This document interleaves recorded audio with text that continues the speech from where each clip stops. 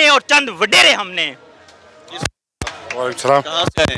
दीरा पर से, जिला दीर बाला से। ये बताइएगा क्या जज्बात है खान साहब के लिए, और अगर आज फिर रुकावट डालने की कोशिश की जाती है तो क्या रिएक्शन देगी पाकिस्तान तहरीक इंसाफ? रिएक्शन तो आज तो रियली होगी, रुकेगी नहीं।